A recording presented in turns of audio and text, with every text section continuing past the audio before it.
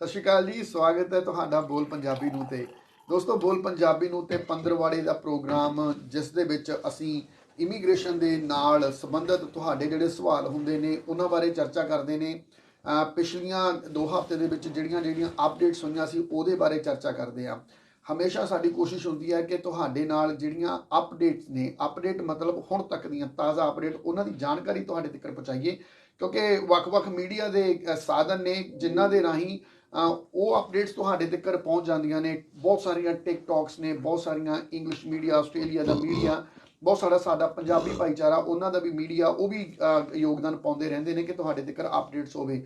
ਪਰ ਕੋਸ਼ਿਸ਼ ਹੁੰਦੀ ਹੈ ਕਿ ਅਸੀਂ ਐਕਸਪਰਟ ਤੋਂ ਉਹਦੀ ਜਾਣਕਾਰੀ ਲਈਏ, ਐਕਸਪਰਟ ਦੇ ਮੂੰਹੋਂ ਹੀ ਤੁਹਾਡੇ ਤੱਕ ਉਸ ਅਪਡੇਟਸ ਨੂੰ ਪਹੁੰਚਾਈਏ ਕਿਉਂਕਿ ਜਦੋਂ ਮੇਰੇ ਵਰਗਾ ਕੋਈ ਨੀਮ ਹਕੀਮ ਪ੍ਰਿਸਕ੍ਰਿਪਸ਼ਨ ਦੇਣ ਲੱਗ ਜਾਂਦਾ ਤਾਂ ਸ਼ਾਇਦ ਇੱਧਰ ਉੱਧਰ ਲਿਖ ਦੇਵੇ, ਇਲਾਜ ਤੋਂ ਬੇਇਲਾਜ ਕਰ ਦੇਵੇ। ਪਰ ਜਦੋਂ ਅਸੀਂ ਬੈਠੇ ਹੁੰਦੇ ਹਾਂ ਮੈਲਬਰਨ ਦੀ ਕਾਲਿੰਗ ਸਟਰੀਟ ਦੇ ਉੱਪਰ ਬਾਂਸਲ ਇਮੀਗ੍ਰੇਸ਼ਨ ਦੇ ਹੈੱਡ ਆਫਿਸ ਦੇ ਵਿੱਚ, ਤਾਂ ਇੱਥੋਂ ਜਿਹੜੀ ਇਨਫੋਰਮੇਸ਼ਨ ਪਾਸ ਹੋਣੀ ਆ ਅੱਜ ਦੇ ਇਸ ਲਾਈਵ ਸੈਸ਼ਨ ਦੇ ਵਿੱਚ, ਉਹ ਇੱਕ ਤਰ੍ਹਾਂ ਮੋਹਰ ਵਾਲੀ ਗੱਲ ਹੁੰਦੀ ਹੈ ਕਿਉਂਕਿ ਪੂਰੀ ਸਟੱਡੀ ਤੋਂ ਬਾਅਦ ਜਿਹੜਾ ਇਹ ਪ੍ਰੋਗਰਾਮ ਆ, ਭਾਵੇਂ ਅਸੀਂ ਲੇਟ ਸ਼ੁਰੂ ਕਰਦੇ ਹਾਂ ਪਰ ਸਾਨੂੰ ਇਹ ਹੁੰਦਾ ਕਿ ਅਸੀਂ ਇੱਕ ਦੂਜੇ ਨਾਲ ਤਾਲਮੇਲ ਬਣਾ ਕੇ ਸਵੇਰ ਤੋਂ ਹੀ ਜਿਹੜੀ ਟੀਮ ਹੈ ਉਹ ਰਿਸਰਚ ਤੇ ਲੱਗੀ ਹੁੰਦੀ ਹੈ ਕੀ ਅਪਡੇਟਸ ਨੇ। ਖਾਸ ਕਰਕੇ ਅੱਜ ਦੀਆਂ ਜਿਹੜੀਆਂ ਪ੍ਰੋਗਰਾਮ, ਅੱਜ ਦਾ ਜਿਹੜਾ ਅਪਡੇਟ ਹੈ ਬਹੁਤ ਹੀ ਅਹਿਮ ਹੈ ਜੀ ਕਿਉਂਕਿ ਪਿਛਲੇ ਹਫ਼ਤੇ ਤੁਸੀਂ ਦੇਖਿਆ ਹੋਣਾ ਕਿ ਆਸਟ੍ਰੇਲੀਆ ਦੇ ਪ੍ਰਧਾਨ ਮੰਤਰੀ ਆਪ ਆ ਕੇ ਇੱਕ ਮੀਡੀਆ ਪ੍ਰੈਸ ਕਾਨਫਰੰਸ ਨੂੰ ਸੰਬੋਧਨ ਕਰਦੇ ਨੇ।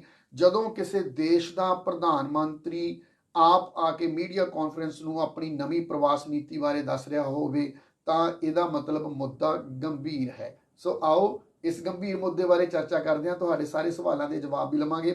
ਸਭ ਤੋਂ ਪਹਿਲਾਂ ਸਵਾਗਤ ਕਰ ਲੈਂਦੇ ਹਾਂ ਬਾਂਸਲ ਇਮੀਗ੍ਰੇਸ਼ਨ ਦੇ ਡਾਇਰੈਕਟਰ ਮਿਸਟਰ ਅਜੇ ਬਾਂਸਲ ਦਾ। ਬਾਂਸਲ ਸਾਹਿਬ, ਸਵਾਗਤ ਹੈ ਜੀ ਤੁਹਾਡਾ ਤੁਹਾਡੇ ਆਪਣੇ ਪ੍ਰੋਗਰਾਮ ਦੇ। ਧੰਨਵਾਦ ਢਿੱਲੋਂ ਸਾਹਿਬ। ਬਾਂਸਲ ਸਾਹਿਬ, ਵੈਸੇ ਤਾਂ ਮੈਲਬਰਨ ਦੇ ਮੌਸਮ ਦੀ ਸਾਨੂੰ ਪਤਾ ਹੀ ਹੈ ਕਿ ਕੋਈ ਗਰੰਟੀ ਨਹੀਂ ਹੁੰਦੀ, ਪਰ ਪਿਛਲੇ 2-3 ਦਿਨਾਂ ਤੋਂ ਬਹੁਤ ਗਰਮੀ ਹੈ ਜਿਹੜੀ ਉਹ ਪੈ ਰਹੀ ਹੈ। ਗਰਮੀ ਦਾ ਸੀਜ਼ਨ ਹੈ, ਗਰਮੀ ਪੈਣੀ ਵੀ ਚਾਹੀਦੀ ਹੈ, ਪਰ ਅਚਾਨਕ ਮੌਸਮ ਦੇ ਵਿੱਚ ਗਰਮੀ ਆ ਗਈ। ਕਿਤੇ ਇਹ ਗਰਮੀ ਜਿਹੜੀ ਪ੍ਰਵਾਸ ਦੇ ਵਿੱਚ, ਜਿਹੜੀ ਮਾਈਗ੍ਰੇਸ਼ਨ ਪਾਲਿਸੀ ਦੇ ਵਿੱਚ ਜਿਹੜੇ ਅੱਜ ਕੱਲ੍ਹ ਜੋ ਉਥਲ ਪੁਥਲ ਚੱਲ ਰਹੀ ਹੈ, ਉਸੇ ਦਾ ਤਾਂ ਨਹੀਂ ਇੱਕ ਸੰਕੇਤ? ਬਿਲਕੁਲ ਸਹੀ ਗੱਲ ਹੈ ਜੀ। ਜਿਹੜੀ ਗਰਮੀ ਮੇਰੇ ਖਿਆਲ ਨਾਲ ਮੈਲਬਰਨ ਦੇ ਵਿੱਚ ਪੈ ਰਹੀ ਹੈ ਜੀ, ਉਹੀ ਇਮੀਗ੍ਰੇਸ਼ਨ ਦੇ ਵਿੱਚ ਵੀ ਪੈ ਰਹੀ ਹੈ। ਇਸੇ ਬਿਲਕੁਲ ਤੁਸੀਂ ਠੀਕ ਕਿਹਾ। ਲਾਸਟ ਵੀਕ ਪ੍ਰਧਾਨ ਮੰਤਰੀ ਨੇ ਮੀਡੀਆ ਨੂੰ ਸੰਬੋਧਨ ਕੀਤਾ ਸੀਗਾ ਜੀ। I think it was a part of the strategy. ਤੇ ਮੰਡੇ ਨੂੰ ਇਹਨਾਂ ਨੇ ਇੱਕ the raft of changes they have announce, ਮਤਲਬ ਕਿ ਬਹੁਤ ਵੱਡੀਆਂ ਚੇਂਜਸ ਜਿਹਦਾ ਕਿ ਖਾਸ ਕਰਕੇ ਆਪਣੇ ਇੰਡੀਅਨ, ਆਪਣੇ ਪੰਜਾਬੀ ਭਾਈਚਾਰੇ ਦੇ ਬਹੁਤ ਜ਼ਿਆਦਾ ਅਸਰ ਹੋਣ ਵਾਲਾ।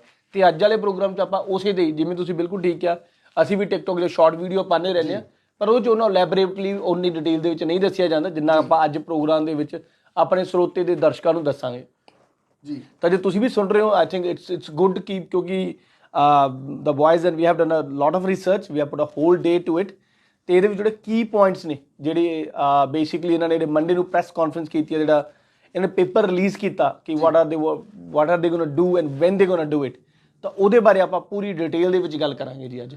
ਬਿਲਕੁਲ ਜੀ। ਸੋ ਦੋਸਤੋ, ਜੇਕਰ ਤੁਸੀਂ ਵੀ ਇਹ ਪ੍ਰੋਗਰਾਮ ਦੇਖਣਾ ਹੁਣੇ ਸ਼ੁਰੂ ਕੀਤਾ ਜਾਂ ਇਸ ਪ੍ਰੋਗਰਾਮ ਨੂੰ ਤੁਸੀਂ ਅੱਜ ਦੇ ਇਸ ਲਾਈਵ ਤੋਂ ਬਾਅਦ ਦੇਖਣਾ ਸ਼ੁਰੂ ਕੀਤਾ ਤਾਂ ਪੂਰਾ ਪ੍ਰੋਗਰਾਮ ਦੇਖਿਓ ਜੀ। ਪੂਰਾ ਪ੍ਰੋਗਰਾਮ ਦੇ ਵਿੱਚ ਤੁਹਾਨੂੰ ਜਿਹੜੀ ਜਾਣਕਾਰੀ ਮਿਲਣੀ ਹੈ ਜੀ, ਉਹ ਬਹੁਤ ਮਹੱਤਵਪੂਰਨ ਜਾਣਕਾਰੀ ਹੈ ਜੀ ਕਿਉਂਕਿ ਅੱਜ ਦੇ ਇਸ ਪ੍ਰੋਗਰਾਮ ਦੇ ਵਿੱਚ ਅਸੀਂ ਗੱਲ ਕਰਨੀ ਆ ਕੀ ਅਪਡੇਟਸ ਨੇ।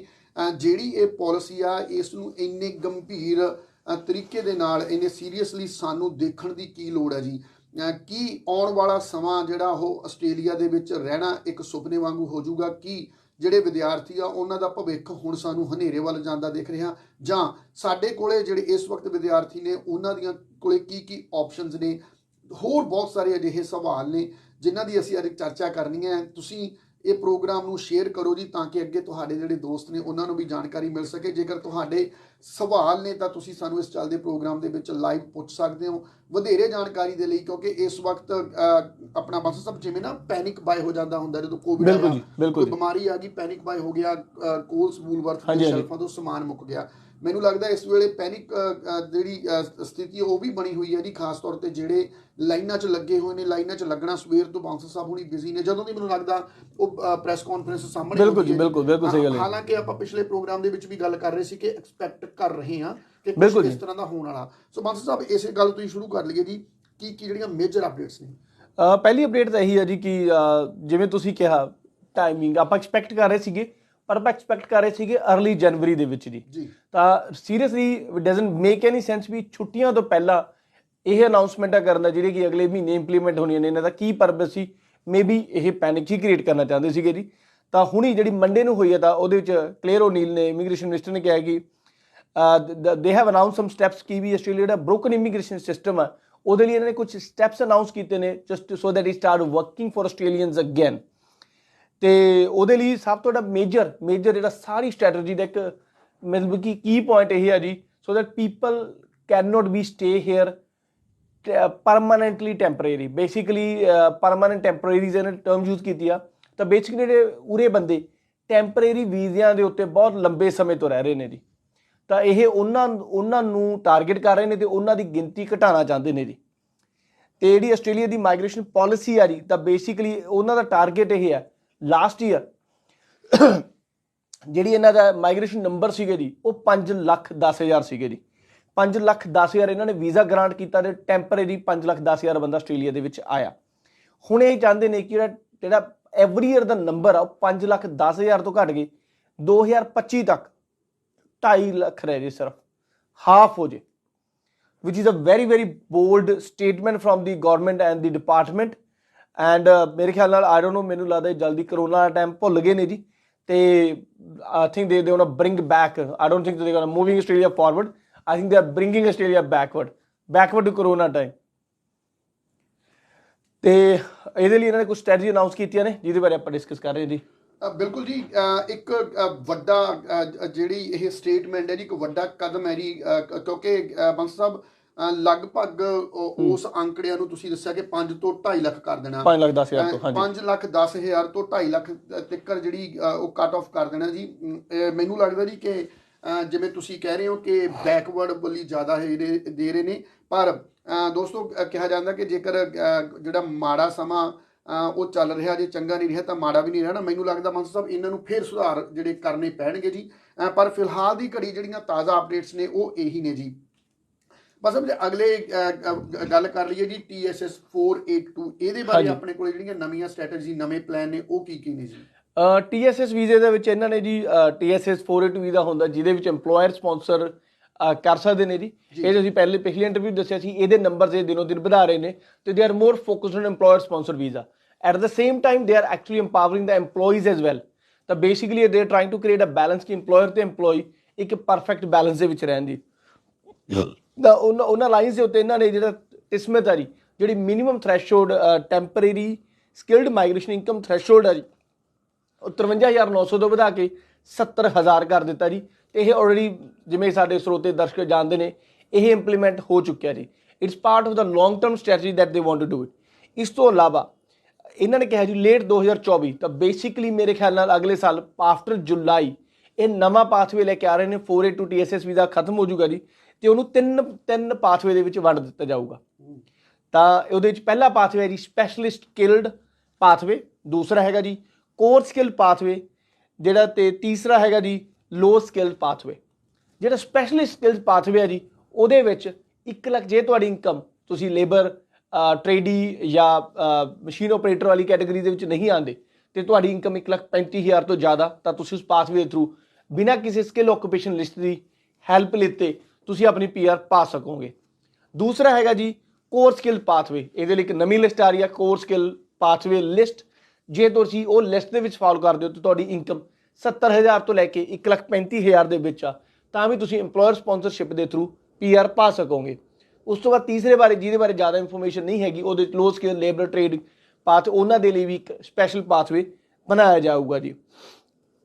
ਤੇ ਇਹਦੇ ਵਿੱਚ ਇਹਦਾ ਮਤਲਬ ਇਹ ਹੈ ਜੀ ਕਿ ਇਹਨਾਂ ਨੂੰ ਟਾਰਗੇਟਡ ਮਾਈਗ੍ਰੈਂਟ ਚਾਹੀਦੇ ਨੇ, ਜਿਹੜੇ ਕਿ ਇਹਨਾਂ ਨੂੰ ਪਤਾ ਹੋਵੇ ਕਿਹੜੀ ਆਕੂਪੇਸ਼ਨ ਵਿੱਚ ਕੰਮ ਕਰ ਰਹੇ ਨੇ, ਕਿੰਨੀ ਕੁ ਇਨਕਮ ਕਰ ਰਹੇ ਨੇ ਤੇ ਕਿੰਨਾ ਕੁ ਟੈਕਸ ਪੇ ਕੀਤਾ ਜਾ ਰਿਹਾ ਜੀ।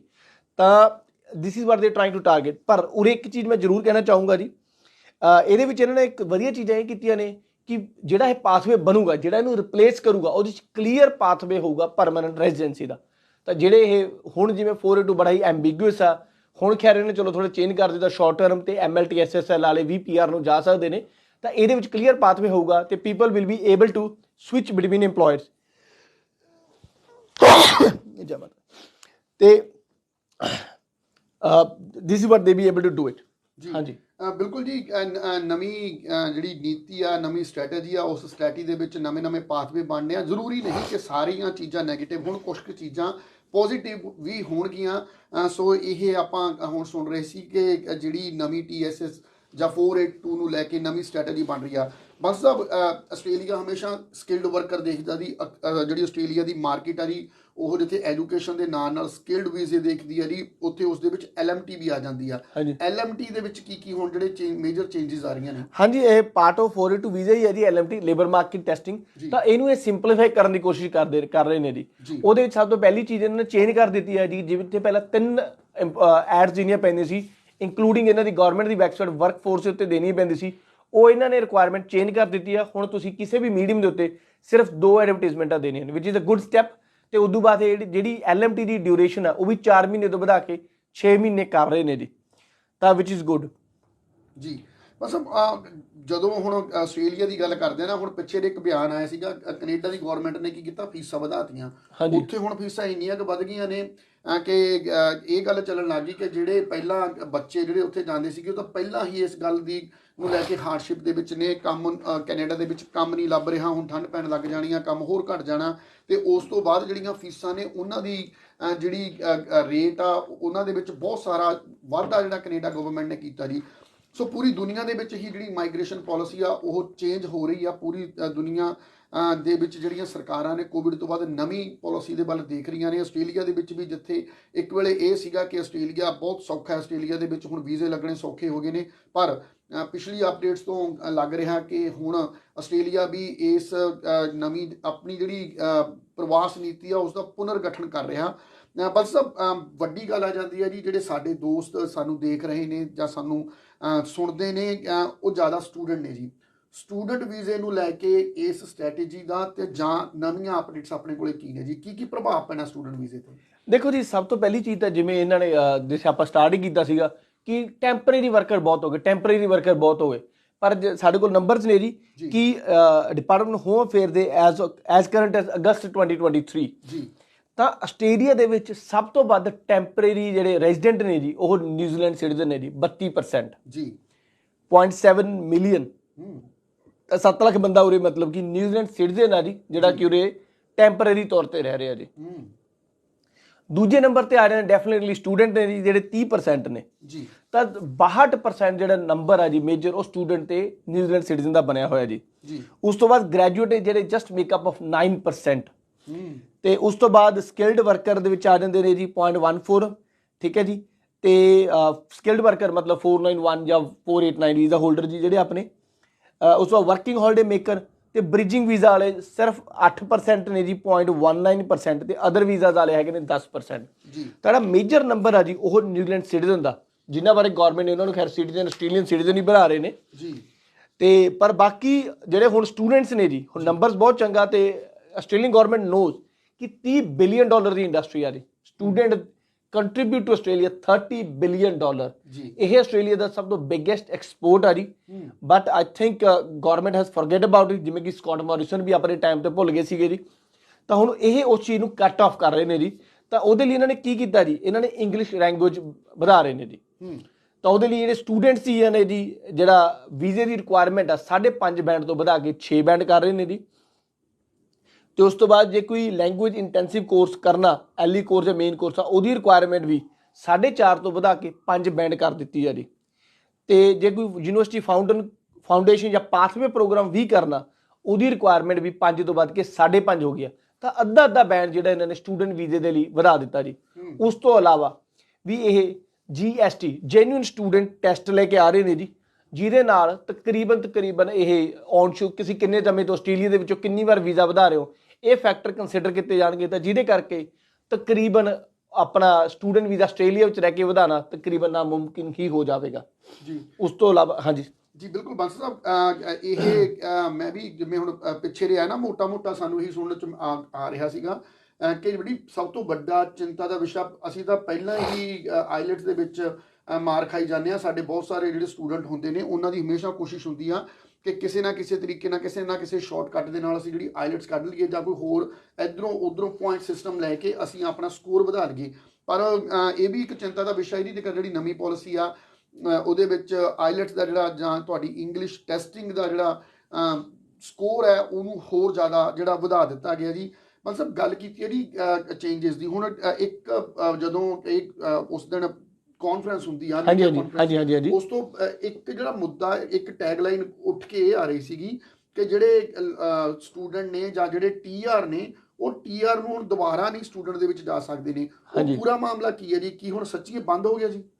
ਹਾਂ, ਇਹ ਬਹੁਤ ਬੜਾ ਕੁਐਸਚਨ ਹੈ ਜਿਹੜਾ ਸਾਨੂੰ ਤਕਰੀਬਨ ਕੱਲ ਤੋਂ ਰਿਪੀਟਡਲੀ ਪੁੱਛਿਆ ਜਾ ਰਿਹਾ ਜੀ। ਤਾਂ ਬਿਲਕੁਲ ਢਿੱਲੋਂ ਸਾਹਿਬ, TR ਦੇ ਵਿੱਚ ਇੱਕ ਨਹੀਂ, TR 'ਚ ਬਹੁਤ ਜ਼ਿਆਦਾ ਚੇਂਜਸ ਆਈਆਂ ਨੇ ਜੀ। ਤਾਂ TR ਦੇ ਵਿੱਚ ਸਭ ਤੋਂ ਪਹਿਲੀ ਚੇਂਜ ਤਾਂ ਇਹ ਬਿਗੇਸਟ ਚੇਂਜ ਹੈ ਜਿਹੜੀ ਕਿ ਅਸੀਂ ਐਕਸਪੈਕਟ ਕਰ ਰਹੇ ਹਾਂ ਜੀ ਅਰਲੀ 2024 ਦੇ ਵਿੱਚ। ਉਹਦੇ ਵਿੱਚ ਕੀ ਹੋਣਾ ਜੀ, ਜਿਹੜੇ ਬੈਂਡ ਰਿਕੁਆਇਰਮੈਂਟ ਜਿਹੜੀ ਓਵਰਆਲ 6 ਬੈਂਡ ਆ ਜੀ, ਉਹ ਵੱਧ ਕੇ 6.5 ਬੈਂਡ ਹੋਣ ਜਾ ਰਹੀ ਹੈ ਜੀ। ਤਾਂ ਬੇਸਿਕਲੀ ਸਟੂਡੈਂਟਾਂ ਦਾ ਗਲਾ ਹੀ ਘੁੱਟਣ ਵਾਲੀ ਗੱਲਾਂ ਨੇ ਜੀ।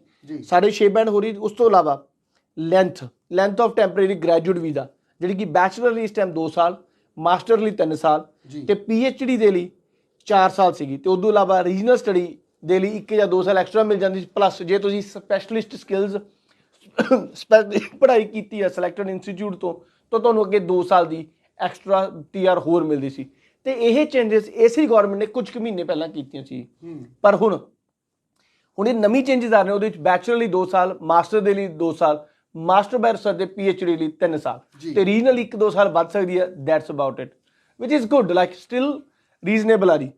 ਪਰ ਵੱਡੀ ਚੇਂਜ TR ਦੇ ਲਈ, ਵੱਡੀ ਚੇਂਜ ਇਸ ਟਾਈਮ TR ਦੀ ਜਿਹੜੀ ਰਿਕੁਆਇਰਮੈਂਟ ਆ ਜੀ ਉਹ 50 ਸਾਲ ਸੀਗੀ ਜੀ। ਇਹ ਸ਼ਾਇਦ ਘਟਾ ਕੇ 35 ਸਾਲ ਕਰ ਦਿੱਤੀ ਜਾਊਗੀ ਜੀ। ਤਾਂ ਜੇ ਤੁਹਾਡੀ ਉਮਰ 35 ਸਾਲ ਜਾਂ 35 ਸਾਲ ਤੋਂ ਵੱਧ ਹੈ ਤਾਂ ਸ਼ਾਇਦ ਤੁਸੀਂ TR ਨਹੀਂ ਪਾ ਸਕੋਗੇ ਜੀ। It's a big news. ਉਸ ਤੋਂ ਇਲਾਵਾ ਪੁਰਾਣੀ ਸ਼ਰਾਬ ਨਵਾਂ ਨਾਮ, TR ਦਾ ਨਾਮ ਚੇਂਜ ਕਰ ਰਹੇ ਨੇ ਜੀ। ਤਾਂ ਬੇਸਿਕਲੀ ਉਹਦਾ ਨਾਮ ਰੱਖਿਆ post higher education work, post vocational education work. I don't, it's not ਗੋਣਾ make any sense. ਤੇ ਇਹਨਾਂ ਦਾ ਪ੍ਰੋਸੈਸਿੰਗ ਟਾਈਮ ਜੀ ਇਸ ਟਾਈਮ ਬੜਾ ਸਲੋ ਆ ਤੇ ਅਨਡਿਸਾਈਡਡ ਆ ਈਵਨ ਇਨ ਦ ਲੇਬਰ ਗਵਰਨਮੈਂਟ। ਇਹ ਕਹਿੰਦੇ 21 ਡੇ ਸਟੈਂਡਰਡ ਸਰਵਿਸ ਟਾਈਮ ਕਰ ਦੇਣਗੇ ਜੀ ਸਾਰੇ ਜਿਹੜੇ ਨਵੇਂ TR ਹੋਊਗੇ ਜੀ। ਪਾਥਵੇ ਟੂ ਪਰਮਾਨੈਂਟ ਰੈਜ਼ੀਡੈਂਸੀ ਇਸ ਟਾਈਮ ਬਿਲਕੁਲ ਕਲੀਅਰ ਨਹੀਂ ਹੈਗਾ, ਵੀ ਐਗਰੀ। ਤਾਂ ਹੁਣ ਉਹਦੇ ਲਈ ਉਹ changes to work experience and point system ਲੈ ਕੇ ਆ ਰਹੇ ਨੇ ਜੀ, ਜਿਹਦੇ ਨਾਲ TR ਤੋਂ ਬਾਅਦ ਇਹਨਾਂ ਦੇ ਕਹਿਣ ਦੇ ਹਿਸਾਬ ਨਾਲ PR ਪਾਣੀ ਥੋੜੀ ਜੀ ਸੌਖੀ ਹੋ ਜਾਊਗੀ ਜੀ। ਸੋ ਬਿਲਕੁਲ ਆ ਜੀ, ਕੁਛ ਕੁ ਚੀਜ਼ਾਂ ਇਹਨਾਂ ਦੇ ਹਿਸਾਬ ਨਾਲ ਸੌਖੀਆਂ ਹੋ ਜਾਣਗੀਆਂ ਜੀ। ਬਹੁਤ ਸਾਰੀਆਂ ਚੀਜ਼ਾਂ ਨੇ ਜਿਹੜੀਆਂ ਸਾਡੇ ਹਿਸਾਬ ਨਾਲ ਔਖੀਆਂ ਹੋ ਜਾਣਗੀਆਂ, ਇਹ ਗੱਲ ਫੋਰ ਸ਼ਿਓਰ ਹੈ ਜੀ। ਮਤਲਬ ਬਹੁਤ ਸਾਰੇ ਜਿਹੜੇ ਦਰਸ਼ਕ ਨੇ ਦੇਖ ਰਹੇ ਨੇ ਜੀ, ਉਹਨਾਂ ਦੇ ਸਵਾਲ ਵੀ ਸਾਨੂੰ ਆ ਰਹੇ ਨੇ ਜੀ। ਇੱਕ ਸਵਾਲ ਆ ਰਿਹਾ ਜੀ, ਕਿਉਂਕਿ ਸਾਡੇ ਇਸ ਸਾਲ ਦੇ ਵਿੱਚ ਮੈਨੂੰ ਲੱਗਦਾ 2 ਹਫ਼ਤਿਆਂ ਦਾ ਸਮਾਂ ਰਹਿ ਗਿਆ ਜੀ। ਉਹ ਕਹਿ ਰਹੇ ਨੇ ਕਿ ਮੇਰਾ ਨਾਮ ਦੀਪ ਹੈ ਤੇ ਮੇਰਾ ਕੁਐਸਚਨ ਹੈ ਕੀ ਅਸੀਂ ਐਕਸਪੈਕਟ ਕਰ ਸਕਦੇ ਹਾਂ ਨੰਬਰ ਆਫ ਐਲੋਕੇਸ਼ਨਸ ਪਰ ਸਟੇਟ ਇਸ ਸਾਲ, ਇਸ ਫਾਈਨੈਂਸ਼ੀਅਲ ਈਅਰ ਦੇ ਵਿੱਚ ਜਾਂ ਨਹੀਂ? ਸਰ ਜੀ ਐਲੋਕੇਸ਼ਨ ਆ ਚੁੱਕੀਆਂ ਨੇ, ਐਲੋਕੇਸ਼ਨ ਤਾਂ ਆ ਚੁੱਕੀਆਂ ਨੇ, ਮੋਸਟਲੀ ਸਟੇਟਾਂ ਐਗਜ਼ੌਸਟ ਵੀ ਕਰ ਚੁੱਕੀਆਂ ਨੇ। ਉਹ ਐਲੋਕੇਸ਼ਨ 70% ਪਿਛਲੇ ਸਾਲ ਨਾਲੋਂ ਘੱਟ ਸੀਗੀਆਂ ਜੀ। ਤਾਂ ਮੇਰੇ ਖਿਆਲ ਨਾਲ ਜੇ ਥੋੜਾ ਕੁਐਸਚਨ ਆ ਵੀ ਨਵੀਂ ਐਲੋਕੇਸ਼ਨ ਐਕਸਪੈਕਟ ਕਰ ਸਕਦੇ ਹਾਂ, ਤਾਂ I think it's very hard to tell, ਕਿਉਂਕਿ ਗਵਰਨਮੈਂਟ ਇਜ਼ ਡਿਟਰਮਿਨਡ ਕਿ ਵੀ ਅਸੀਂ ਉਰੇ ਆ ਕੇ ਮਾਈਗ੍ਰੈਂਟਸ ਨੇ ਆ ਕੇ ਹਾਊਸਿੰਗ ਕ੍ਰਾਈਸਿਸ ਕ੍ਰੀਏਟ ਕਰ ਦਿੱਤਾ ਤੇ ਵੀ ਡੋਂਟ ਵਾਂਟ ਮਾਈਗ੍ਰੈਂਟਸ। ਤਾਂ ਮੇਰੇ ਖਿਆਲ ਨਾਲ ਸ਼ਾਇਦ ਅਗਲਾ ਸਾਲ ਦਾ ਪਹਿਲਾ ਕੁਆਟਰ ਵੀ ਸੁੱਕਾ ਹੀ ਜਾਵੇਗਾ। ਬਿਲਕੁਲ ਜੀ, ਇਸੇ ਗੱਲ ਨੂੰ ਜਿਵੇਂ ਬਾਂਸਲ ਸਾਹਿਬ ਨੇ ਕਿਹਾ ਕਿ ਜਿਹੜਾ ਹਾਊਸਿੰਗ ਕ੍ਰਾਈਸਿਸ ਆ ਉਸ ਨੂੰ ਆਧਾਰ ਬਣਾ ਕੇ, ਉਸ ਨੂੰ ਮੁੱਦਾ ਬਣਾ ਕੇ ਆਸਟ੍ਰੇਲੀਆ ਦੇ ਪ੍ਰਧਾਨ ਮੰਤਰੀ ਨੇ ਉਹ ਸਾਰੀ ਪ੍ਰੈਸ ਕਾਨਫਰੰਸ ਰੱਖੀ ਸੀ ਤੇ ਉਸੇ ਨੂੰ ਹੀ ਆਧਾਰ ਬਣਾ ਕੇ ਕਿ ਆਸਟ੍ਰੇਲੀਆ ਦੇ ਵਿੱਚ ਹੁਣ ਹਾਊਸਿੰਗ ਕ੍ਰਾਈਸਿਸ ਹੈਗਾ ਜੀ, ਇਸ ਨੂੰ ਅਸੀਂ ਕੰਟਰੋਲ ਕਰਨਾ ਹੈ ਤੇ ਉਹਦੇ ਲਈ ਜਿਹੜੀ ਸਾਨੂੰ ਮਾਈਗ੍ਰੇਸ਼ਨ ਦੇ ਵਿੱਚ ਬਹੁਤ ਵੱਡੇ ਬਦਲਾਵ ਲੈ ਕੇ ਆਉਣੇ ਪੈਣਗੇ। ਸੋ ਨਵੀਂ ਜਿਹੜੀ ਪਾਲਿਸੀ ਆ ਉਹਦਾ ਪੁਨਰਗਠਨ ਕੀਤਾ ਜਾ ਰਿਹਾ, ਜਿਹੜੀ ਐਗਜ਼ਿਸਟ ਪਾਲਿਸੀ ਆ ਉਸ ਦੇ ਵਿੱਚ। ਬਸ ਸਾਹਿਬ, ਵੈਟ ਸੈਕਟਰ ਦੀ ਕੀ ਖਬਰ ਹੈ ਜੀ? ਵੈਟ ਸੈਕਟਰ ਦੇ ਵਿੱਚ ਕੀ ਕੁਝ ਨਵਾਂ ਹੋ ਵਾਪਰ ਰਿਹਾ ਜੀ? ਵੈਟ ਸੈਕਟਰ 'ਚ ਕੁਝ ਨਹੀਂ ਵਾਪਰ ਰਿਹਾ ਜੀ। VET sector crisis still on going ਨੇ ਜੀ। ਇੰਡੀਆ ਤੋਂ ਗਵਰਨਮੈਂਟ ਨੇ 94% ਐਪਲੀਕੇਸ਼ਨ ਆ ਜਿਹੜੀਆਂ ਇੰਡੀਆ ਤੋਂ, ਮਤਲਬ ਕਿ majority of application are rejected. ਤਾਂ ਜਿਹੜਾ ਕਿ ਕਲੀਅਰ ਇੰਡੀਕੇਸ਼ਨ ਹੈ ਕਿ Australian don't want people in lower VET sector course. Only application reputed their public expensive universities are getting approved ਜੀ। ਇਸ ਤੋਂ ਇਲਾਵਾ ਇਹ ਜਿਹੜੀ GST ਕਰ ਦੇਣਗੇ ਜੀ, ਜਿਹਦੇ ਨਾਲ ਵੀਜ਼ਾ ਲੱਗਣਾ, ਔਨਸ਼ੋਰ ਵਧਣਾ ਹੋਰ ਵੀ ਔਖਾ ਹੋ ਜਾਵੇਗਾ ਜੀ। ਤੇ ਉਸ ਤੋਂ ਬਾਅਦ ਇਹਨਾਂ ਨੇ ਜੀ ਨੈਸ਼ਨਲ ਵੈਟ ਸੈਕਟਰ ਦੇ ਵਿੱਚ ਦੇ ਰੈਗੂਲੇਟਰ ਨੇ ਆਸਕਾ ਨੂੰ 37.8 ਮਿਲੀਅਨ ਦਿੱਤਾ ਜੀ। ਉਸ ਤੋਂ ਇਲਾਵਾ ਡਿਪਾਰਟਮੈਂਟ ਆਫ ਇਮੀਗ੍ਰੇਸ਼ਨ ਨੂੰ ਵੀ, ਇੰਟੀਗ੍ਰਿਟੀ ਯੂਨਿਟਸ ਨੂੰ ਵੀ ਇਹਨਾਂ ਨੇ ਫੰਡਸ ਐਲੋਕੇਸ਼ਨ ਕੀਤੇ ਨੇ, ਜਿਹਦੇ ਕਰਕੇ ਬਹੁਤ ਜ਼ਿਆਦਾ ਕੈਂਸਲੇਸ਼ਨ ਨੋਟਿਸ ਵੀ ਇਸ਼ੂ ਹੋਏ ਨੇ। ਤਾਂ ਮੇਰੇ ਖਿਆਲ ਨਾਲ ਨਵੇਂ ਦਾ ਬੰਦੇ ਕੀ ਲੈ ਕੇ ਆਣੇ ਨੇ ਜੀ, ਜਿਹੜੇ ਉਰੇ ਆਏ ਨੇ ਉਹਨਾਂ ਦੇ ਵੀਜ਼ੇ ਵੀ ਕੈਂਸਲ ਕਰ ਰਹੇ ਨੇ ਜੀ। ਬਿਲਕੁਲ ਜੀ। ਸੋ ਇਸ ਗੱਲ ਦੇ ਉੱਪਰ ਕੋਈ ਦੋ ਰਾਏ ਨਹੀਂ ਕਿ ਆਉਣ ਵਾਲਾ ਜਿਹੜਾ ਸਮਾਂ ਹੋਊਗਾ, ਆਉਣ ਵਾਲੇ 1-2 ਸਾਲ ਹੋਣਗੇ ਆਸਟ੍ਰੇਲੀਆ ਦੇ ਵਿੱਚ, ਉਹ ਥੋੜ੍ਹੇ ਕਠਿਨ ਹੋ ਜਾਣਗੇ ਜੀ। ਉਹ ਕਿਸ ਤਰੀਕੇ ਨਾਲ ਕਠਿਨ ਹੋਣਗੇ, ਕੀ ਉਹਨਾਂ ਦਾ ਪ੍ਰਭਾਵ ਤੁਹਾਡੇ ਤੇ ਪਵੇਗਾ, ਕੀ ਜਿਹੜੀ ਨਵੀਂ ਮਾਈਗ੍ਰੇਸ਼ਨ ਦੀ ਪਾਲਿਸੀ ਹੈ ਉਹ ਤੁਹਾਨੂੰ ਇਫੈਕਟ ਕਰੇਗੀ, ਇਹਨਾਂ ਸਾਰੇ ਸਵਾਲਾਂ ਦਾ ਜਵਾਬ ਜੇਕਰ ਤੁਹਾਨੂੰ ਚਾਹੀਦਾ ਹੈ, ਜੇਕਰ ਇਸ ਤੋਂ ਇਲਾਵਾ ਤੁਹਾਡਾ ਕੋਈ ਕੰਸਰਨ ਹੈ, ਜਾਂ ਤੁਸੀਂ ਬਾਂਸਲ ਇਮੀਗ੍ਰੇਸ਼ਨ ਹੁਣਾਂ ਦੀ ਟੀਮ ਨੂੰ ਆ ਕੇ ਮਿਲ ਸਕਦੇ ਹੋ ਜੀ। 0406 660 960 ਇਸ ਨੰਬਰ ਉੱਪਰ WhatsApp ਕਰਕੇ ਆਪਣੀ ਅਪਾਇੰਟਮੈਂਟ ਬੁੱਕ ਕਰ ਸਕਦੇ ਹੋ ਜੀ। ਜੇਕਰ ਮੈਲਬਨ ਦੇ ਵਿੱਚੋਂ ਜੀ ਤਾਂ ਕੋਲਿਨ ਸਟਰੀਟ ਦੇ ਉੱਪਰ 2/878 ਦੇ ਵਿੱਚ 8/278, ਸੋ 8/278 ਬਿਲਡਿੰਗ ਦੇ ਵਿੱਚ ਤੁਸੀਂ ਆ ਸਕਦੇ ਹੋ, ਜਿੱਥੇ ਬਾਂਸਲ ਇਮੀਗ੍ਰੇਸ਼ਨ ਦਾ ਹੈੱਡ ਆਫਿਸ ਹੈ ਜੀ। ਇੱਥੇ ਆ ਕੇ ਇਹਨਾਂ ਦੀ ਸਾਰੀ ਟੀਮ ਨੂੰ ਤੁਸੀਂ ਮਿਲ ਸਕਦੇ ਹੋ। 0406 660 960 ਇਸ ਨੰਬਰ ਦੇ ਉੱਪਰ ਤੁਸੀਂ ਆਪਣੀ ਅਪਾਇੰਟਮੈਂਟ ਹੈ ਜਿਹੜੀ ਉਹ ਲੈ ਸਕਦੇ ਹੋ। ਬਾਂਸਲ ਸਾਹਿਬ, ਹੁਣੇ ਮੈਂ ਦੇਖ ਰਿਹਾ ਸੀਗਾ ਕਿ 1-2 ਸਵਾਲ ਨੇ ਜਿਹੜੇ ਮੈਨੂੰ ਆ ਰਹੇ ਨੇ। ਕੁਛ ਕੁ ਤਾਂ ਇਹ ਪੁੱਛ ਰਹੇ ਨੇ ਕਿ ਸਾਡੇ ਉਹਨਾਂ ਨੇ ਆਪਣਾ ਡਿਟੇਲਸ, ਮੈਂ ਤੁਹਾਨੂੰ ਪ੍ਰੋਗਰਾਮ ਤੋਂ ਬਾਅਦ ਡਿਟੇਲਸ ਵੀ ਦਊਂਗਾ ਜੀ। ਉਹ ਚਾਹੁੰਦੇ ਨੇ PR ਦੇ ਤੌਰ ਤੇ ਮੂਵ ਹੋਣਾ, ਕਹਿੰਦੇ ਸਾਡੇ ਕੋਲੇ ਕੀ ਆਪਸ਼ਨਸ ਨੇ। ਕੋਈ ਉੱਥੇ ਟੀਚਰ ਲੱਗਿਆ ਹੋਇਆ, ਕੋਈ ਉੱਥੇ ਲੰਮੇ ਸਮੇਂ ਤੋਂ ਬਿਜ਼ਨਸ ਕਰ ਰਿਹਾ, ਬਹੁਤ ਸਾਰੇ ਅਜਿਹੇ ਸਾਡੇ ਦੋਸਤ ਨੇ। ਸੋ ਦੋਸਤੋ, ਤੁਹਾਡੇ ਜਿਹੜੇ ਸਵਾਲ ਨੇ ਉਹ ਮੇਰੇ ਕੋਲੇ ਪਹੁੰਚੇ ਹੋਏ ਨੇ। ਜੇਕਰ ਤੁਸੀਂ ਦੇਖ ਰਹੇ ਹੋ, ਤੁਹਾਡੇ ਸਵਾਲ ਜ਼ਰੂਰ ਬਾਂਸਲ ਸਾਹਿਬ ਹੋਣਾ ਨਾਲ ਇਸ ਪ੍ਰੋਗਰਾਮ ਤੋਂ ਬਾਅਦ ਮੈਂ ਨਿੱਜੀ ਤੌਰ ਤੇ ਡਿਸਕਸ ਕਰਾਂਗਾ। ਪਰ ਜ਼ਿਆਦਾ ਜਿਹੜੇ ਸਵਾਲ ਨੇ ਜੀ WhatsApp ਤੇ ਮੈਂ ਦੇਖਾਂ ਜੀ, ਉਹ ਫੇਰ ਉਹੀ ਗੱਲ ਆ ਜਾਂਦੀ ਆ। ਉਹ ਕਹਿੰਦੇ ਨੇ ਕਿ ਇਸ ਖਬਰ ਦੇ ਵਿੱਚ ਕਿੰਨੀ ਕੁ ਸੱਚਾਈ ਆ। ਉਹ ਕਹਿੰਦੇ ਅਸੀਂ ਅੰਗਰੇਜ਼ੀ ਅਖਬਾਰਾਂ ਦੇ ਵਿੱਚ ਸੁਣ ਲਿਆ, ਸਾਨੂੰ ਸਮਝ ਨਹੀਂ ਆ ਰਹੀ ਕਿ ਕੀ ਇਹ ਸਟੇਟਮੈਂਟ ਸਹੀ ਆ ਕਿ TR ਜਿਹੜੇ ਨੇ ਉਹ ਹੁਣ ਸਟੂਡੈਂਟ ਵੀਜ਼ਾ ਨਹੀਂ ਲੈ ਸਕਦੇ।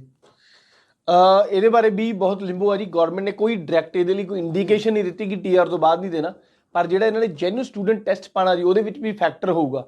ਤਾਂ unless until you can prove a clear progression, ਤਾਂ ਜਿਵੇਂ ਅਸੀਂ ਡਿਪਲੋਮਾ ਕੀਤਾ ਤਾਂ ਅੱਗੇ ਬੈਚਲਰ ਕਰ ਰਹੇ ਹੋ, ਬੈਚਲਰ ਕੀਤਾ ਅੱਗੇ ਮਾਸਟਰ ਕਰ ਰਹੇ ਹੋ, ਮਾਸਟਰ ਬਾਈ ਕੋਰਸ ਵਰਕ, ਦਾ ਮਾਸਟਰ ਬਾਈ ਰਿਸਰਚ ਕਰ ਰਹੇ ਹੋ ਜਾਂ PhD ਕਰ ਰਹੇ ਹੋ। Unless until you prove a clear progression, ਤਾਂ ਮੇਰੇ ਖਿਆਲ ਨਾਲ TR ਤੋਂ ਬਾਅਦ ਸਟੂਡੈਂਟ ਵੀਜ਼ਾ ਲੈਣਾ ਥੋੜਾ ਜਿਹਾ ਮੁਸ਼ਕਿਲ ਹੋ ਜਾਊਗਾ ਜੀ।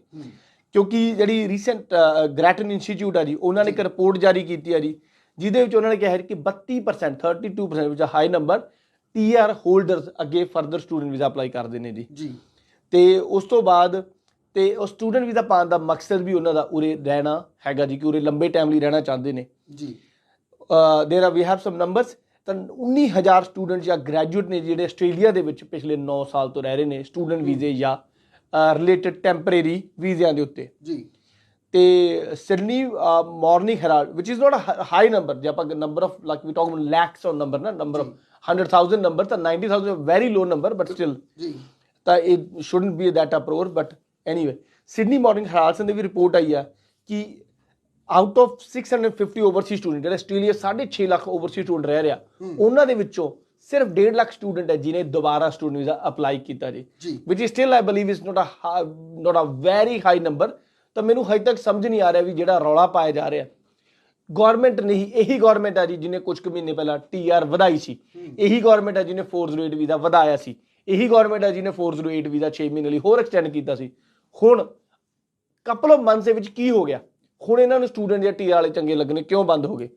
ਮੇਰੇ ਖਿਆਲ ਨਾਲ ਇਹਦਾ ਆਪਾਂ ਨੂੰ ਜਵਾਬ ਜਲਦੀ ਮਿਲ ਜਾਊਗਾ। ਸਾਰੀ ਵੋਟਾਂ ਦੀ ਨੀਤੀ ਹੈ ਜੀ, ਤੇ ਜਦੋਂ ਆਸਟ੍ਰੇਲੀਆ 'ਚ ਬੰਦੇ ਦੀ ਘਾਟ ਹੋਈ, ਜਿਵੇਂ ਸਾਡੇ ਮੋਰਿਸਨ ਸਾਹਿਬ ਨੇ ਵੀ ਸਵਾਲ ਲੈ ਲਿਆ ਸੀ, ਇਹ ਵੀ ਲੈ ਲੈਣਗੇ ਭਾਜੀ। ਬਿਲਕੁਲ ਜੀ। ਬਸ ਹਮੇਸ਼ਾ ਆਪਾਂ ਗੱਲ ਕਰਦੇ ਹਾਂ ਕਿ ਜਿਹੜੀਆਂ ਸਰਕਾਰਾਂ ਹੁੰਦੀਆਂ ਨੇ, ਸਰਕਾਰਾਂ ਨੇ ਸਭ ਤੋਂ ਪਹਿਲਾਂ ਜਿਹੜੀ ਦੇਖਣੀ ਹੁੰਦੀ ਆ, ਵੋਟ ਦੇਖਣੀ ਹੁੰਦੀ ਆ। ਪਰ ਜਦੋਂ ਸਰਕਾਰ ਕੋਈ ਨਵੀਂ ਪਾਲਿਸੀ ਲੈ ਕੇ ਆਉਂਦੀ ਆ ਤਾਂ ਸਰਕਾਰ ਕੋਈ ਨਾ ਕੋਈ ਬਹਾਨਾ ਘੜ ਕੇ ਰੱਖਦੀ ਆ, ਬਹਾਨਾ ਤਿਆਰ ਰੱਖਦੀ ਆ। ਉਹਨਾਂ ਕੋਲ ਹਮੇਸ਼ਾ ਕੋਈ ਨਾ ਕੋਈ ਬਹਾਨਾ ਹੁੰਦਾ ਕਿ ਇਹ ਚੇਂਜਿਸ ਜਿਹੜੀਆਂ ਨੇ ਉਹ ਅਸੀਂ ਇਸ ਕਰਕੇ ਲੈ ਕੇ ਆ ਰਹੇ ਹਾਂ। ਬਸ ਹੁਣ ਇੱਕ ਇਹਨਾਂ ਦਾ ਜਿਹੜੀ ਸਟੇਟਮੈਂਟ ਸੀਗੀ ਪ੍ਰਧਾਨ ਮੰਤਰੀ ਦੀ, ਉਹ ਉਹਨਾਂ ਦੇ ਵਿੱਚ ਇਹ ਵੀ ਕਹਿ ਰਹੇ ਸੀ ਕਿ ਜਿਹੜਾ ਵਰਕ ਐਕਸਪਲੋਇਟੇਸ਼ਨ ਹੋ ਰਿਹਾ, ਅਸੀਂ ਉਸ ਨੂੰ ਵੀ ਹੁਣ ਦੇਖ ਰਹੇ ਹਾਂ ਕਿ ਸੱਚਮੁੱਚ ਦੇ ਵਿੱਚ ਇਹ ਵਰਕ ਜਿਹੜਾ ਐਕਸਪਲੋਇਟੇਸ਼ਨ ਆ ਉਹਦੇ ਵੱਲ ਧਿਆਨ ਦੇ ਰਹੇ ਨੇ ਜਾਂ ਸਿਰਫ ਇੱਕ ਬਹਾਨਾ ਬਣਾਇਆ ਹੋਇਆ ਇਹਨਾਂ ਨੇ। ਭਾਜੀ, ਇਹਨਾਂ ਨੂੰ ਹਰ ਇੱਕ ਚੀਜ਼ ਦੇ ਵਿੱਚ ਐਕਸਪਲੋਇਟੇਸ਼ਨ ਲੱਗ ਰਹੀ ਹੈ। ਇਹਨਾਂ ਨੂੰ ਲੱਗ ਰਿਹਾ ਜੀ ਮਾਈਗ੍ਰੇਸ਼ਨ ਏਜੰਟ ਐਕਸਪਲੋਇਟ ਕਰ ਰਹੇ ਨੇ, ਸਟੂਡੈਂਟ ਜਾਂ ਮਾਈਗ੍ਰੈਂਟ ਵੀਜ਼ਾ ਸਿਸਟਮ ਐਕਸਪਲੋਇਟ ਕਰ ਰਹੇ ਨੇ, ਤੇ EMPLOYER EMPLOYEES ਨੂੰ ਐਕਸਪਲੋਇਟ ਕਰ ਰਹੇ ਨੇ। ਤਾਂ they are right in a way, but ਹਰ ਇੱਕ ਚੀਜ਼ ਨੂੰ ਮਤਲਬ ਕਿ ਵੀ ਆਪਾਂ ਹਰ ਇੱਕ ਚੀਜ਼ ਨੂੰ ਬਲੇਮ ਕਰ ਦੇਣਾ ਜਾਂ ਹਰ ਇੱਕ ਨੂੰ ਇੱਕ ਮਤਲਬ ਕਿ ਰੈੱਡ ਲਾਈਟ ਦੇ ਵਿੱਚ ਰੱਖਣਾ, ਆਈ ਥਿੰਕ ਗਲਤ ਅਪਰੋਚ ਆ। ਕੁਛ ਨਾ ਕੁਛ ਜ਼ਰੂਰ ਕਰ ਰਹੇ ਨੇ, ਜਿਵੇਂ ਕਿ ਪ੍ਰੋਟੈਕਸ਼ਨ ਵੀਜ਼ਾ ਕਹਿ ਰਹੇ ਨੇ ਬੜਾ ਮਿਸਯੂਜ਼ ਹੋਇਆ, which is true to an extent. ਤਾਂ ਉਹਦੇ ਇਹ ਬੜੀ ਰੀਅਲ ਟਾਈਮ ਪ੍ਰਾਇਓਰਟੀ ਸਰਵਿਸ ਕਰ ਦੇਣਗੇ, ਤੁਸੀਂ ਲੌਂਚ ਕਰੋਗੇ ਤਾਂ they will unless you find a valid ground, ਤੁਹਾਡਾ ਵੀਜ਼ਾ ਜਲਦੀ ਰਿਜੈਕਟ ਹੋ ਜਾਇਆ ਕਰੂਗਾ ਜੀ। ਤੇ ਇਹਦੇ ਲਈ ਇਹ ਤਕਰੀਬਨ ਅਰਲੀ 2024 ਦੇ ਵਿੱਚ ਇਹਨੂੰ ਇੰਪਲੀਮੈਂਟ ਕਰ ਦੇਣਗੇ ਜੀ। ਉਸ ਤੋਂ ਇਲਾਵਾ ਜਦੋਂ ਬੰਦੇ ਸਪਾਂਸਰ ਕਰ ਦਿੰਦੇ ਸੀਗੇ ਤੇ ਉਹ ਸਪਾਂਸਰ ਓਬਲੀਗੇਸ਼ਨ ਪੂਰੀਆਂ ਨਹੀਂ ਕਰਦੇ ਸੀ, ਐਕਸਪਲੋਇਟ ਕਰਦੀ ਵਰਕਰ ਨੂੰ, ਉਹਦੇ ਲਈ ਵੀ ਇਹ ਵਰਕਰਸ ਨੂੰ ਜ਼ਿਆਦਾ ਰਾਈਟ ਦੇ ਰਹੇ ਨੇ। Worker will be able to move freely between employers. ਉਸ ਤੋਂ ਇਲਾਵਾ ਅਪਰੂਵਡ ਸਪਾਂਸਰ ਦਾ ਇੱਕ ਰਜਿਸਟਰ ਵੀ ਲਾਣਗੇ। So you there will be a little bit more transparent in the system. ਪਰ ਜਿੰਨਾ ਕਿ ਇਹਨਾਂ ਨੇ ਹੁਣ ਤੱਕ ਕੀਤਾ, ਉਹਨਾਂ ਨੂੰ ਦੇਖ ਕੇ ਇਹਨਾਂ ਤੋਂ ਜ਼ਿਆਦਾ ਉਮੀਦ ਸਾਨੂੰ ਨਹੀਂ ਹੈਗੀ ਵੀ ਕੁਝ ਪੋਜ਼ਿਟਿਵਲੀ ਇਹ ਕਰਨਗੇ ਜੀ।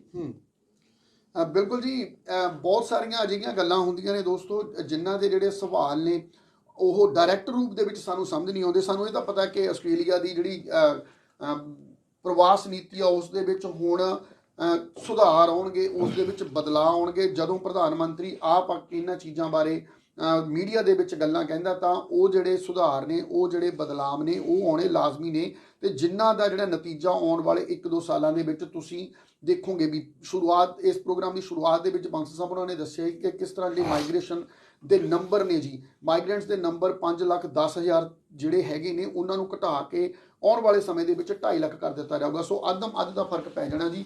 ਇਸ ਦਾ ਮਤਲਬ ਹੈ ਕਿ ਸਿੱਧਾ ਜਿਹੜਾ ਫਰਕ ਹੈ ਉਹ ਤੁਹਾਡੇ ਤੇ ਪੈਣਾ, ਤੁਹਾਡੇ ਦੋਸਤਾਂ ਤੇ ਪੈਣਾ। ਤੁਸੀਂ ਵੀ ਜੇਕਰ ਸੁਨਹਿਰੀ ਭਵਿੱਖ ਨੂੰ ਲੈ ਕੇ ਤਿਆਰੀ ਕਰ ਰਹੇ ਹੋ ਆਸਟ੍ਰੇਲੀਆ ਆਉਣ ਦੀ, ਜਾਂ ਤੁਸੀਂ ਆਸਟ੍ਰੇਲੀਆ ਆ ਚੁੱਕੇ ਹੋ ਤੇ ਆਸਟ੍ਰੇਲੀਆ ਦੇ ਵਿੱਚ ਆ ਕੇ ਹੁਣ ਸਟੂਡੈਂਟ ਵੀਜ਼ੇ ਤੇ ਹੋ, TR ਹੋ, ਜਾਂ ਤੁਸੀਂ PR ਦੇ ਰਸਤੇ ਦੇ ਉੱਪਰ ਹੋ, ਤੁਹਾਡੇ ਮਨਾਂ ਦੇ ਵਿੱਚ ਕੋਈ ਸਵਾਲ ਹੈ ਤਾਂ ਤੁਸੀਂ ਬਾਂਸਲ ਇਮੀਗ੍ਰੇਸ਼ਨ ਦੇ ਦਫ਼ਤਰ ਦੇ ਵਿੱਚ ਆ ਕੇ ਇਹਨਾਂ ਦੀ ਵੱਡੀ ਟੀਮ ਨੂੰ ਮਿਲ ਸਕਦੇ ਹੋ। ਪੂਰੀ ਐਕਸਪੀਰੀਅੰਸ ਟੀਮ ਤੁਹਾਡੇ ਸਾਰੇ ਸਵਾਲਾਂ ਦਾ ਜਵਾਬ ਦੇਣ ਨੂੰ ਤਿਆਰ ਰਹਿੰਦੀ ਹੈ। 0406 660 960 ਇਸ ਨੰਬਰ ਉੱਪਰ ਕਾਲ ਕਰਕੇ ਤੁਸੀਂ ਆਪਣੀ ਅਪਾਇੰਟਮੈਂਟ ਬਣਾ ਸਕਦੇ ਹੋ। ਜੇਕਰ ਤੁਸੀਂ ਮੈਲਬਨ ਦੇ ਵਿੱਚ ਪੜ੍ਹ ਰਹੇ ਹੋ ਤੇ ਫਲਿੰਡਰ ਸਟੇਸ਼ਨ ਦੇ ਨੇੜੇ ਤੇੜੇ ਹੋ ਤਾਂ ਤੁਸੀਂ ਕਾਲਿੰਗ ਸਟਰੀਟ ਦੇ ਉੱਪਰ ਆਓ, ਜਿੱਥੇ ਕਿ ਇਹਨਾਂ ਦਾ ਹੈੱਡ ਆਫਿਸ ਹੈ ਜੀ। ਸੋ 2/878 ਇਹਨਾਂ ਦੇ ਦਫ਼ਤਰ ਦੇ ਵਿੱਚ ਆ ਕੇ ਤੁਹਾਨੂੰ ਸਾਰੀ ਜਾਣਕਾਰੀ ਆ ਜਿਹੜੀ ਮਿਲ ਜਾਣੀ ਆ। ਮੈਂ ਅੱਜ ਆਇਆ ਤੇ ਆਉਂਦੇ ਸਾਰੀ ਅਰੁਣ ਬਾਂਸਲ ਸੀਗੇ ਤੇ ਮੈਨੂੰ ਕਹਿੰਦੇ ਢਿੱਲੋਂ ਸਾਹਿਬ ਪਹਿਲਾਂ ਜਲੇਬੀਆਂ ਖਾ ਲਓ। ਅਕਸਰ ਹੀ ਸਾਡੇ ਨਾਲ ਹੁੰਦਾ ਜਦੋਂ ਵੀ ਉਹਨਾਂ ਕੋਈ ਨਾ ਕੋਈ ਡੱਬਾ ਆਇਆ ਰਹਿੰਦਾ, ਤੇ ਮੈਨੂੰ ਤਾਂ ਹੁਣ ਪੁੱਛਣ ਦੀ ਵੀ ਲੋੜ ਨਹੀਂ ਹੁੰਦੀ ਕਿ ਡੱਬਾ ਕਾਹਦਾ, ਉਹ ਕਿਸੇ ਨਾ ਕਿਸੇ ਦੀ PR ਦਾ ਡੱਬਾ ਹੁੰਦਾ ਜੀ। ਸੋ ਜੇਕਰ ਤੁਸੀਂ ਵੀ ਚਾਹੁੰਦੇ ਹੋ ਕਿ ਤੁਸੀਂ ਵੀ ਇੰਡੀਆ ਦੇ ਕਿਸੇ ਜਿਹੜੇ ਰੈਸਟੋਰੈਂਟ ਨੇ, ਇੰਡੀਅਨ ਰੈਸਟੋਰੈਂਟ ਤੋਂ ਵਧੀਆ ਜਿਹਾ ਡੱਬਾ ਪੈਕ ਕਰਾ ਕੇ ਇਸ ਦਫ਼ਤਰ ਦੇ ਵਿੱਚ ਲੈ ਕੇ ਆਉਣਾ, ਤਾਂ ਤੁਹਾਡਾ ਪਾਥਵੇ ਆ ਜੀ ਜਿਹੜਾ ਇੱਥੋਂ ਹੀ ਜਾਣਾ। ਅਜੇ ਬਾਂਸਲ ਅਤੇ ਇਹਨਾਂ ਦੀ ਟੀਮ ਤਿਆਰ ਰਹਿੰਦੀ ਹੈ ਜੀ। 0406 660 960 ਇਸ ਨੰਬਰ ਤੇ ਤੁਸੀਂ ਕਾਲ ਕਰੋ, ਅਪਾਇੰਟਮੈਂਟ ਬਣਾਓ ਤੇ ਆਓ। ਤੁਹਾਡੀਆਂ ਜਿਹੜੀਆਂ ਮੁਸ਼ਕਲ, ਤੁਹਾਡੇ ਜਿਹੜੇ ਸਵਾਲ ਨੇ ਉਹਨਾਂ ਦੀ ਸਹੀ ਜਾਣਕਾਰੀ ਹੈ ਜਿਹੜੀ ਤੁਹਾਨੂੰ ਮਿਲ ਸਕਦੀ ਆ। ਬਸ ਸਾਹਿਬ ਹੋਰ ਵੀ ਬਹੁਤ ਸਾਰੇ ਸਵਾਲ ਨੇ ਜੀ। ਤੇ ਜੇਕਰ ਸਕਿੱਲ ਅਸੈਸਮੈਂਟ ਦੀ ਗੱਲ ਕਰ ਰਹੀ ਹੈ, ਕਿਉਂਕਿ ਸਕਿੱਲ ਅਸੈਸਮੈਂਟ ਇੱਕ ਅਜਿਹਾ ਮੇਜਰ ਪਾਰਟ ਹੈ ਜੀ। ਜਦੋਂ ਆਪਾਂ ਗੱਲ ਕਰ ਲੈਂਦੇ ਹਾਂ PR ਦੀ, ਤਾਂ ਸਕਿੱਲ ਅਸੈਸਮੈਂਟ ਦੇ ਵਿੱਚ ਕੀ ਬਦਲਾਅ ਆ ਰਹੇ ਨੇ ਜੀ? ਸਕਿੱਲ ਅਸੈਸਮੈਂਟ ਦੇ ਵਿੱਚ ਡੈਫੀਨਿਟਲੀ ਇਹਨਾਂ ਨੇ ਕੁਝ ਕਿਹਾ ਜੀ ਕਰਾਂਗੇ, ਪਰ ਉਹਦੇ ਲਈ ਜ਼ਿਆਦਾ ਇਨਫੋਰਮੇਸ਼ਨ ਨਹੀਂ ਹੈਗੀ ਜੀ। ਐਟ ਦਾ ਮੋਮੈਂਟ ਇਹ ਰਿਵਿਊ ਕਰ ਰਹੇ ਨੇ। ਇਸ ਟਾਈਮ ਆਸਟ੍ਰੇਲੀਆ ਦੇ ਵਿੱਚ 39 ਸਕਿੱਲ ਮਾਈਗ੍ਰੇਸ਼ਨ ਅਸੈਸਿੰਗ ਅਥਾਰਟੀਆਂ ਨੇ ਜਿਹੜੇ ਕਿ ਤਕਰੀਬਨ 650 ਆਕੂਪੇਸ਼ਨਾਂ ਨੂੰ ਅਸੈਸ ਕਰਦੀਆਂ ਨੇ। ਤਾਂ ਇਹ ਉਸ ਨੂੰ ਥੋੜਾ ਸਟ੍ਰੀਮਲਾਈਨ ਕਰਨ ਦੇ ਲਈ ਗੱਲਬਾਤ ਕਰ ਰਹੇ ਨੇ ਕਿ ਥੋੜੀ ਜੀ ਪੈਰਿਟੀ ਆ ਜਾਵੇ, ਪਰ ਉਹਦੇ ਲਈ ਜ਼ਿਆਦਾ ਇਨਫੋਰਮੇਸ਼ਨ ਢਿੱਲੋਂ ਸਾਹਿਬ ਆਪਣੇ ਕੋਲ ਹਜੇ ਤੱਕ ਨਹੀਂ ਹੈਗੀ ਜੀ।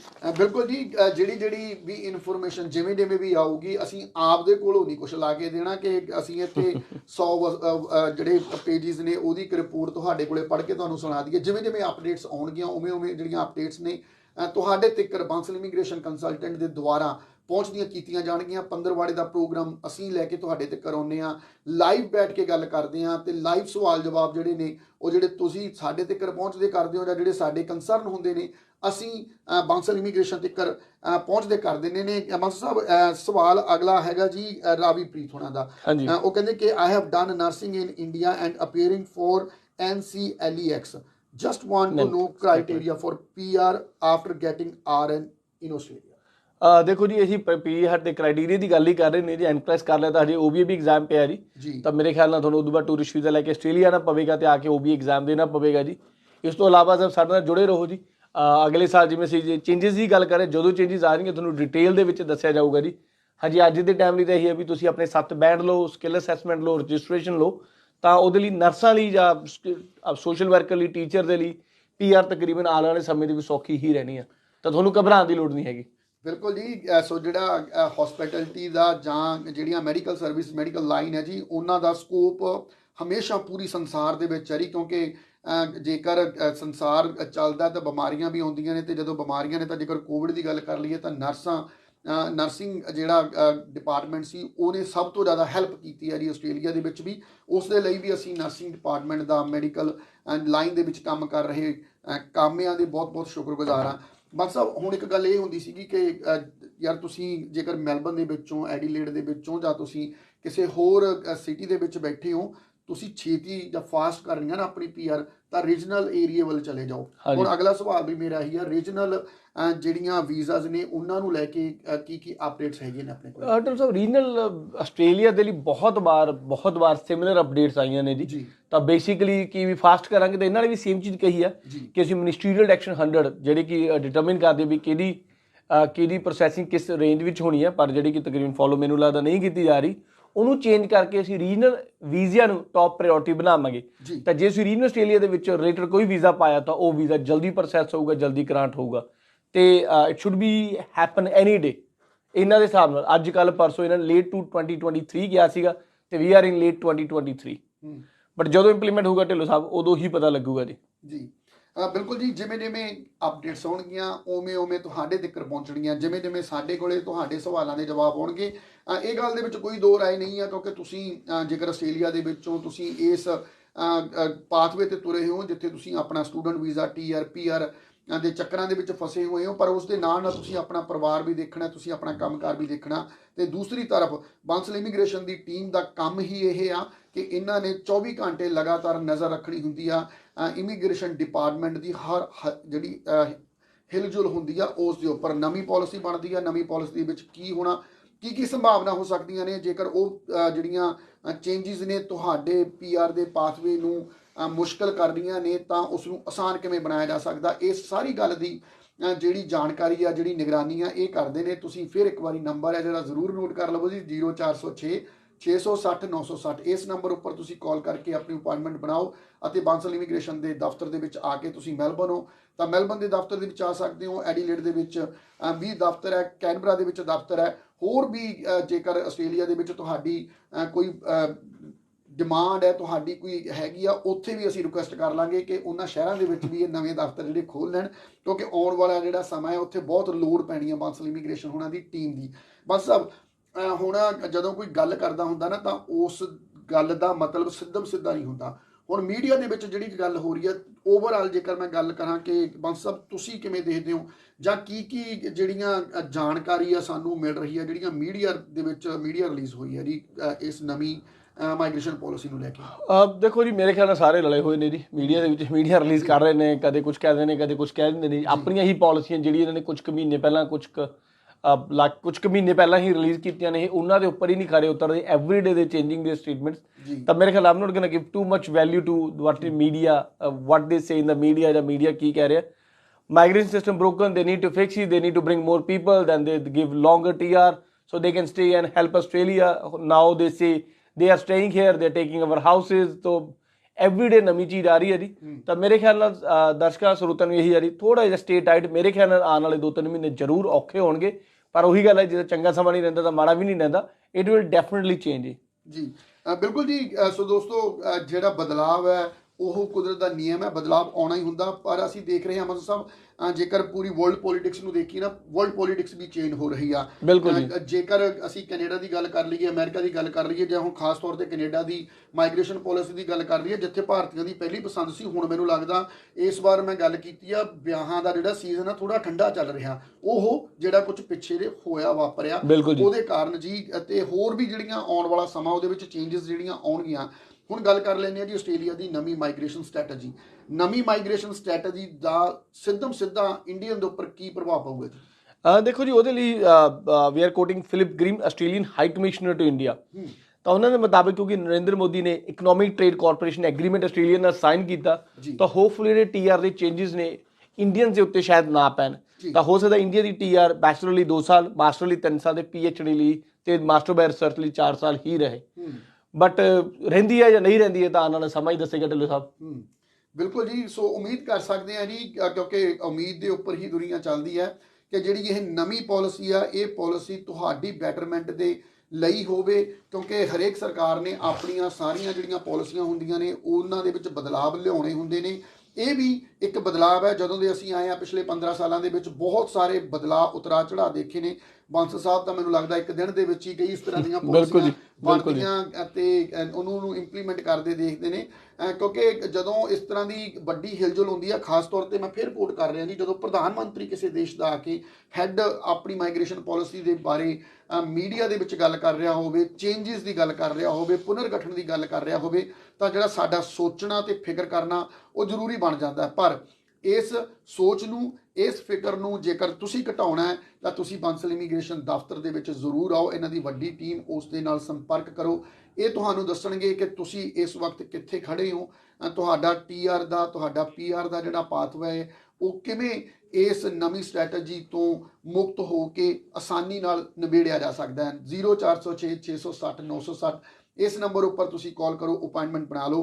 ਬਾਲ ਸਾਹਿਬ ਬਹੁਤ ਬਹੁਤ ਸ਼ੁਕਰੀਆ ਜੀ। ਅੱਜ ਦਾ ਜਿਹੜਾ ਪ੍ਰੋਗਰਾਮ ਸੀਗਾ ਸਾਡੇ ਦੋਸਤਾਂ ਦੇ ਲਈ ਵੀ ਬਹੁਤ ਜ਼ਰੂਰੀ ਸੀਗਾ, ਕਿਉਂਕਿ ਸਾਨੂੰ ਵੀ ਇਹ ਸੀਗਾ ਕਿ ਇੰਨਾ ਕੁਛ ਪੂਰੀ ਆਸਟ੍ਰੇਲੀਆ ਦੇ ਵਿੱਚ ਹੋ ਰਿਹਾ, ਅਸੀਂ ਵੀ ਇਸ ਦੇ ਬਾਰੇ ਇੱਕ ਜਿਹੜਾ ਵਿਸਥਾਰ ਸਹਿਤ ਚਰਚਾ ਕਰੀਏ। ਸੋ ਇਸ ਕਰਕੇ ਮਾਫੀ ਵੀ ਚਾਹੁੰਦੇ ਹਾਂ ਜੀ, ਜਿਹੜੇ ਤੁਹਾਡੇ ਨਿੱਜੀ ਸਵਾਲ ਸੀ ਅਸੀਂ ਉਹਨਾਂ ਨੂੰ ਅੱਜ ਦੇ ਪ੍ਰੋਗਰਾਮ ਦਾ ਹਿੱਸਾ ਨਹੀਂ ਬਣਾ ਸਕੇ। ਬਹੁਤ ਸਾਰੀਆਂ ਅਜਿਹੀਆਂ ਸਾਡੇ ਕੋਲੇ ਕੇਸ ਸਟੱਡੀ ਵੀ ਆਈਆਂ ਨੇ, ਉਹਨਾਂ ਨੂੰ ਅਸੀਂ ਜ਼ਰੂਰ ਡਿਸਕਸ ਕਰਾਂਗੇ, ਪਰ ਜਿਹੜਾ ਸਮਾਂ ਉਹ ਇਜਾਜ਼ਤ ਨਹੀਂ ਦਿੰਦਾ। ਨਿੱਜੀ ਤੌਰ ਤੇ ਮੈਂ ਬਾਂਸਲ ਸਾਹਿਬ ਉਹਨਾਂ ਤੋਂ ਉਹ ਸਾਰੇ ਸਵਾਲ, ਕਿਉਂਕਿ ਕਈ ਦੋਸਤ ਨੇ ਜਿਹੜੇ ਉਹ ਸਾਨੂੰ ਜਦੋਂ ਹੁਣ ਵੀ ਆ ਰਹੇ ਸੀ, ਹੁਣ ਵੀ ਲਗਾਤਾਰ ਪਾਠਕ ਸਾਹਿਬ ਨੂੰ ਵੀ, ਮੈਨੂੰ ਵੀ 1-2 ਫੋਨ ਆਏ ਨੇ ਕਿ ਤੁਸੀਂ ਅੱਜ ਜਾਣਾ, ਜਾਣ ਵੇਲੇ ਬਾਂਸਲ ਸਾਹਿਬ ਤੋਂ ਇਹ ਜ਼ਰੂਰ ਪੁੱਛਿਓ। ਸੋ ਅਸੀਂ ਤੁਹਾਡੇ ਨਾਲ ਵਾਅਦਾ ਕਰਦੇ ਹਾਂ ਜੀ, ਤੁਹਾਡੇ ਉਹ ਸਾਰੇ ਸਵਾਲ ਅਸੀਂ ਬਾਂਸਲ ਇਮੀਗ੍ਰੇਸ਼ਨ, ਉਹਨਾਂ ਦੀ ਸਾਰੀ ਟੀਮ ਹੈ, ਉਹਨਾਂ ਨੂੰ ਬਿਠਾ ਕੇ ਅਸੀਂ ਆਪ ਪੁੱਛਾਂਗੇ। ਤੁਸੀਂ ਇਸੇ ਤਰ੍ਹਾਂ ਬੋਲ ਪੰਜਾਬੀ ਨੂੰ ਦੇ ਨਾਲ ਜੁੜੇ ਰਹੋ। ਬਾਂਸਲ ਸਾਹਿਬ ਤੁਹਾਡਾ ਵੀ ਜਾਣਕਾਰੀ ਦੇਣ ਲਈ ਬਹੁਤ ਬਹੁਤ ਧੰਨਵਾਦ ਜੀ। ਧੰਨਵਾਦ। ਤੁਹਾਨੂੰ ਮਿਲਾਂਗੇ ਅਗਲੇ ਪ੍ਰੋਗਰਾਮ ਦੇ ਵਿੱਚ, ਤਦ ਤੱਕ ਦੇ ਲਈ ਰੱਬ ਰਾਖਾ। ਧੰਨਵਾਦ।